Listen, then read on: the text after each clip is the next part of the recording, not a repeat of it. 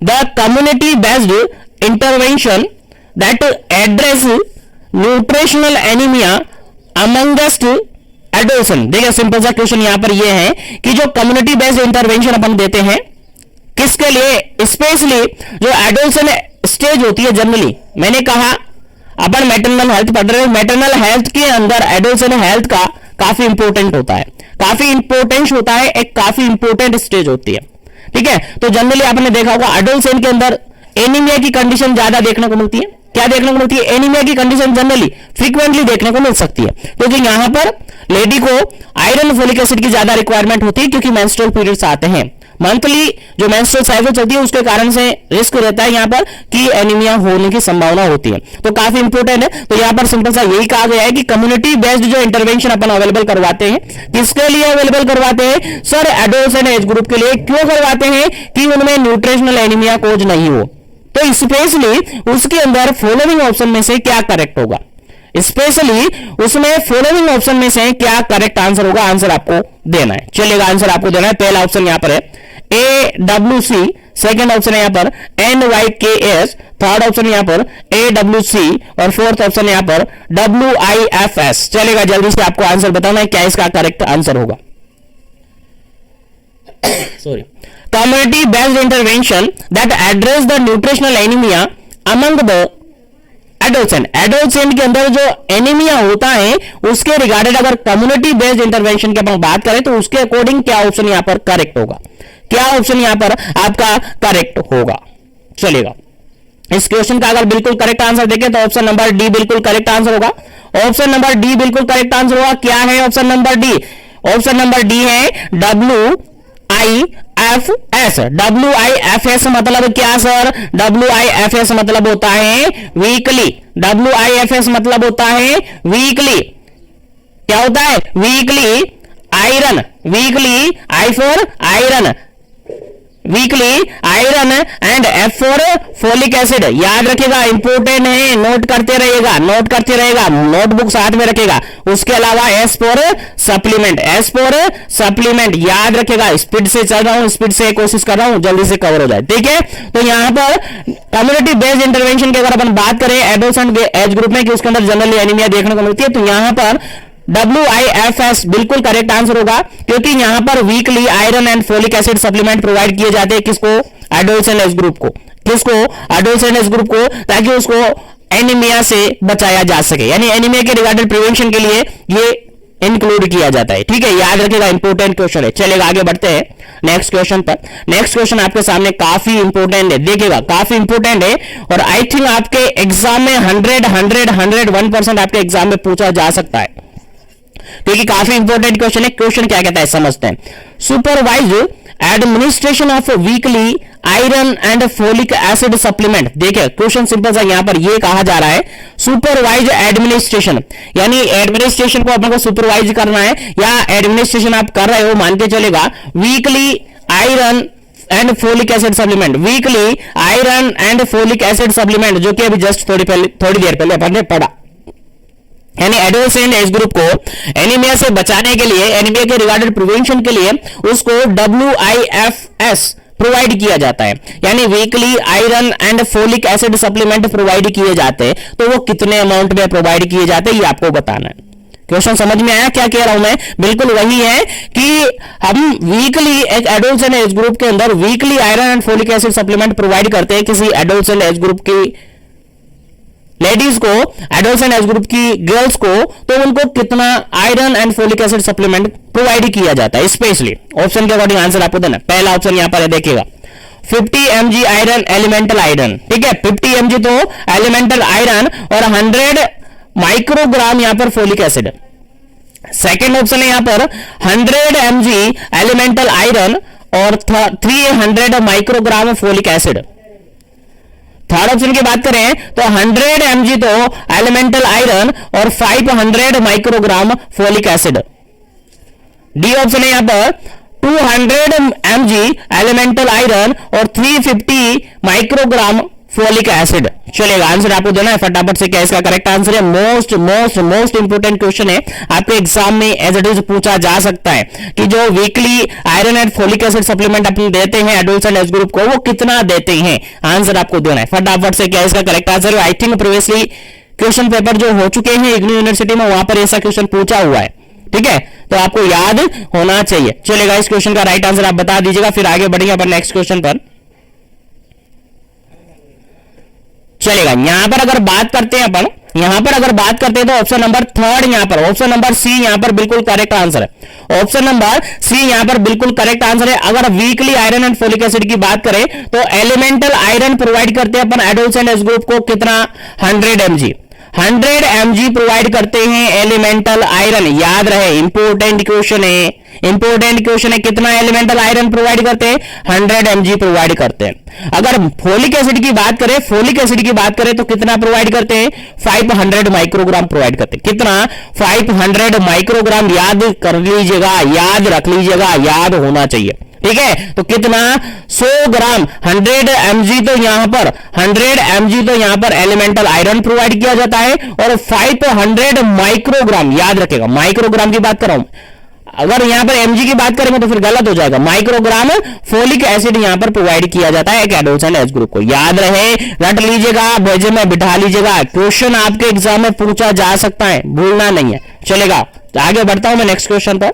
Next question आपके सामने 8 number है, और 8 नंबर क्वेश्चन सिंपल सा यहां पर क्या कहता है, देखिएगा, समझिएगा क्या क्वेश्चन कहता है, काफी इंपोर्टेंट क्वेश्चन है यहां पर। देखिएगा, क्वेश्चन कहता है web based health management and information system HMIS। Previously session जो फर्स्ट पेपर का सेशन अपन ने डिस्कस किया था, लास्ट सेशन, उसके अंदर अपन ने डिस्कस किया था HMIS के रिगार्डेड। याद होगा आपको, नहीं याद है तो बहुत अच्छी बात है कि आपको याद नहीं रहा जो क्लास में पढ़ा है, ठीक है, अच्छी बात है, याद नहीं रहना चाहिए, रखना भी नहीं है क्योंकि एग्जाम नहीं देना है, ठीक है। तो यहां पर आपको याद रखना है, ठीक है, याद रखना है, उल्टा मत समझेगा, उल्टा कह रहा हूं ताकि आपको समझ में बैठे, ठीक है, ये आपको याद रखना है। प्रीवियसली सेशन के अंदर अपन ने HMIS के रिगार्डेड काफी सारे क्वेश्चन डिस्कस किए थे।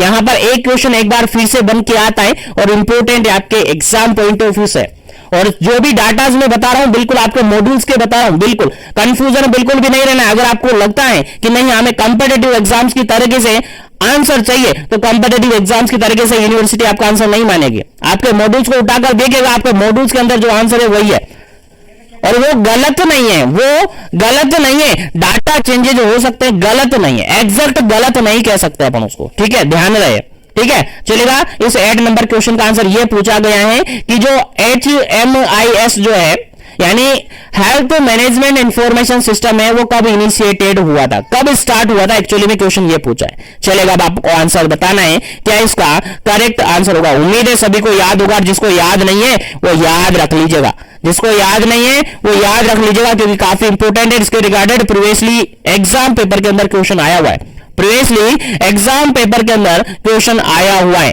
फर्स्ट ऑप्शन यहां पर देखिएगा 1985, सेकेंड ऑप्शन देखिएगा 1997, थर्ड ऑप्शन देखिएगा 2005, और फोर्थ ऑप्शन देगा 2008।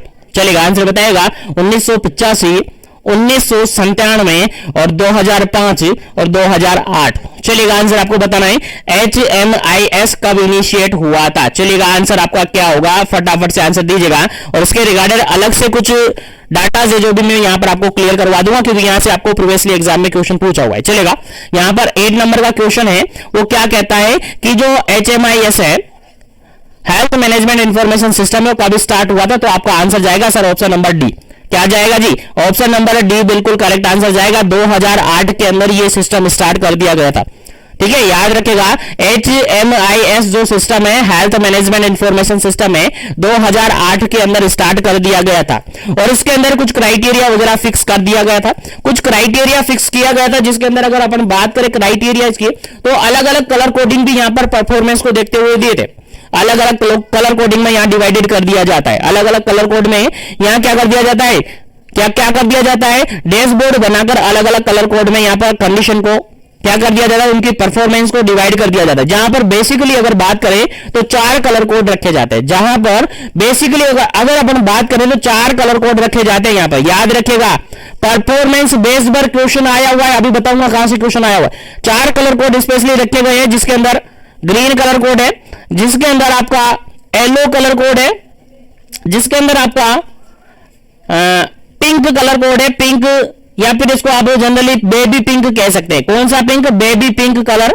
और फोर्थ ऑप्शन है आपका रेड कलर। ये बेसिकली 4 कलर कोड है। इंफॉर्मेशन ध्यान रखिएगा, जो परफॉर्मेंस होती है, और ये भी किसके अंदर आता है आपका टॉपिक, RMNCH A+ जो प्रोग्राम है उसके अंदर ही आता है, हेल्थ मैनेजमेंट इंफॉर्मेशन सिस्टम के अंदर, जहां पर क्वेश्चन आपसे कैसे पूछा जाएगा। थोड़ा सस्पेंस से रखिएगा, सस्पेंस से बेटर रहेगा, बने रहेगा, मैं भी बताऊंगा कहां से क्वेश्चन कैसे पूछा जाएगा। ठीक है, तो अलग से एक तरीके से डैशबोर्ड बनाया गया है, HMIS के अंदर डैशबोर्ड बनाया गया है, जिसके अंदर अलग अलग कलर कोड को देखते हुए एक एनालिसिस के लिए, परफॉर्मेंस एनालिसिस को करने के लिए, यानी परफॉर्मेंस को देखने के लिए अलग अलग कलर कोड के रिगार्डेड अपन कंडीशन को डिवाइड करते। देखिएगा, अगर अपन देखें ग्रीन कलर कोड है तो यहां पर जो कंडीशन होगी वो कैसी रहेगी, गुड रहेगी। अगर येलो कलर कोड की अपन बात करें तो यहां पर कंडीशन कैसी रहेगी, प्रोमिसिंग रहेगी। कैसी रहेगी, प्रोमिसिंग रहेगी। और पिंक कलर कोड की अगर अपन बात करें तो यहां पर कंडीशन कैसी रहेगी, लो रहेगी। कैसी रहेगी, लो रहेगी या फिर पुअर रहेगी। और रेड की बात अपन करते हैं तो वेरी पुअर रहेगी, वेरी पुअर रहेगी या वेरी लो रहेगी। तो 4 कलर कोड यहां पर डिवाइडेड किए जाते हैं HMIS के अंदर। और प्रीवियसली एग्जाम के अंदर जो मैं कह रहा हूं, बार बार कह रहा हूं, क्वेश्चन पूछा हुआ है आपके एग्जाम के अंदर। कहां से पूछा गया है क्वेश्चन, ये पूछा गया है, क्वेश्चन में ये दिया था कि प्रोमिसिंग कंडीशन है। चलिए, प्रोमिसिंग कंडीशन है, चलिए बताइए, जो HMIS होता है, हेल्थ मैनेजमेंट इंफॉर्मेशन सिस्टम होता है, उसके अंदर कौन सा कलर कोड इसको दोगे। क्वेश्चन सिंपल सा यही पूछा है, बस एज इट इज पूछा है। प्रीवियसली पेपर आप उठाकर देखेंगे तो उसमें मिल जाएगा आपको। प्रोमिसिंग स्टेज जो होती है, प्रोमिसिंग इंफॉर्मेशन है, प्रोमिसिंग कंडीशन है, तो उसको किस कलर कोड में आप रखोगे। यहां पर बायोमेडिकल वेस्ट मैनेजमेंट का कोड नहीं चलेगा, यहां पर आपको अलग से कोड याद रखना पड़ेगा। अगर याद नहीं है तो याद रख लीजिएगा, मैं सारे कलर कोड आपके सामने रख दिया हूं, इनमें से कोई सा भी क्वेश्चन आपकी एग्जाम में उठा सकता है। ठीक है, तो पूरा ब्लॉक में मोल्डेड करके दूंगा, परेशान मत होइएगा, सारा कुछ दूंगा। कहीं भी बाहर से नहीं जाएगा, क्वेश्चन बाहर से जाएगा ही नहीं यार, सारा मॉड्यूल्स आपको दे दूंगा, चलेगा। यहां पर अगर बात करें तो प्रोमिसिंग से रिगार्डेड आपसे क्वेश्चन पूछा गया था, जिसका आंसर आपका येलो कलर कोड होगा। क्या होगा, येलो कलर कोड होगा। ये सब क्या है, परफॉर्मेंस है। क्या है, सब परफॉर्मेंस है। परफॉर्मेंस को चेक करने के लिए कलर कोड यहां पर बनाए हुए हैं। परफॉर्मेंस को चेकआउट करने के लिए यहां पर आपके कलर कोड बनाए गए। और कलर कोड को अगर अपन देखें, कलर कोड अपन देखें तो यहां पर अगर मान के चलेगा किसी क्लाइंट की कोई पेशेंट है, उसकी कंडीशन अगर गुड है, उसकी कंडीशन अगर गुड है तो उसको अपन HMIS के अंदर जो हेल्थ मैनेजमेंट इंफॉर्मेशन सिस्टम होता है उसके अंदर अपन क्या करते हैं, ग्रीन कलर कोड में रखते हैं। किसके अंदर रखते हैं, ग्रीन कलर कोड के अंदर रखते हैं। अगर पेशेंट की कंडीशन प्रोमिसिंग है तो उसको येलो कलर कोड में रखेंगे। अगर पेशेंट की कंडीशन लो है, पुअर है, काफी कमजोर है, तो उसको अपन पिंक कलर के अंदर रखेंगे, बेबी पिंक कलर जो होता है उसके अंदर रखेंगे। और पेशेंट बिल्कुल ही लो है, बिल्कुल ही कमजोर है, तो फिर उसको लास्ट फाइनल कलर होता है, दैट इज रेड, जो कि खतरे की घंटी होती है और यहां पर डेंजरस होता है। ठीक है, तो इस तरीके से अपन परफॉर्मेंस अपन चेकआउट करते हैं हेल्थ मैनेजमेंट इंफॉर्मेशन सिस्टम के अंदर। तो यहां से 101% आपके एग्जाम में क्वेश्चन पुट अप हो सकता है। तो फटाफट से स्क्रीनशॉट ले लीजिएगा या नोट कर लीजिएगा, आपकी इच्छा है क्या करना है। चलेगा, आगे बढ़ते हैं नेक्स्ट क्वेश्चन पर। लेकिन सेशन को लाइक शेयर नहीं किया तो लाइक शेयर कर दीजिएगा। चैनल पर पहली बार विजिट कर रहे हो तो चैनल को सब्सक्राइब कर लीजिएगा, ताकि इसी तरीके से कंटिन्यू सेशन आपको मिलते रहे। उसी के साथ अगर आपने अभी तक मिशन एजुकेशन ऐप डाउनलोड नहीं किया तो कर लीजिएगा, क्योंकि वहां पर आपको काफी सारे MCQs अवेलेबल करवाए गए हैं। अप्रोक्सीमेटली 2000 समथिंग क्वेश्चन वहां पर आपको अवेलेबल करवा रखे हैं। चलेगा, आगे बढ़ते हैं, फटाफट से इसको नोट कर लीजिएगा, फिर आगे बढ़ते हैं।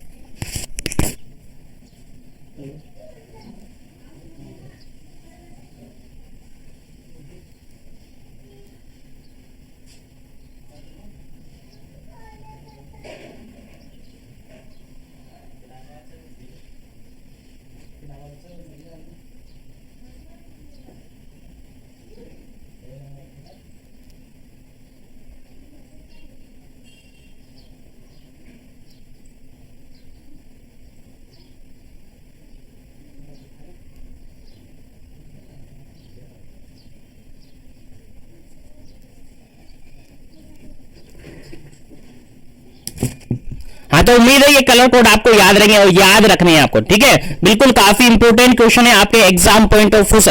आपके मॉड्यूल्स को उठाकर नहीं देखेंगे आप, बिल्कुल आपने, उम्मीद करता हूं किसी ने नहीं देखा होगा। देखने वाले देखते होंगे, पढ़ने वाले पढ़ते होंगे, लेकिन पढ़िएगा, उनको उठाइएगा। अभी 10 दिन आपके पास बचे हैं, काफी कुछ है।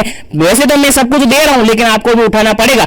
कहीं मेरी गलती आपको मिल जाए, हो सकता है ना कहीं क्वेश्चन में गलत बता दूं, हो जाता है। ऐसा नहीं है कि मुझे गलती नहीं होगी, हो जाती है कभी कभार। तो मॉड्यूल्स को एक बार उठाकर नजर घुमा लीजिएगा, क्योंकि लास्ट टाइम आपका चल रहा है स्पेशली राजस्थान सीएचओज का, ठीक है। तो याद रखिएगा, इस तरीके से अपन किसी भी पेशेंट की, क्लाइंट की क्या कर सकते हैं, परफॉर्मेंस को चेकआउट कर सकते हैं। 3-4 कलर कोड यहां पर बता दिए मैंने। गुड कंडीशन है तो ग्रीन कलर कोड, अगर प्रोमिसिंग कंडीशन तो येलो कलर कोड, और अगर लो कंडीशन है तो पिंक कलर कोड, और अगर वेरी लो है तो फिर उसको रेड कलर कोड के अंदर अपन रखते हैं।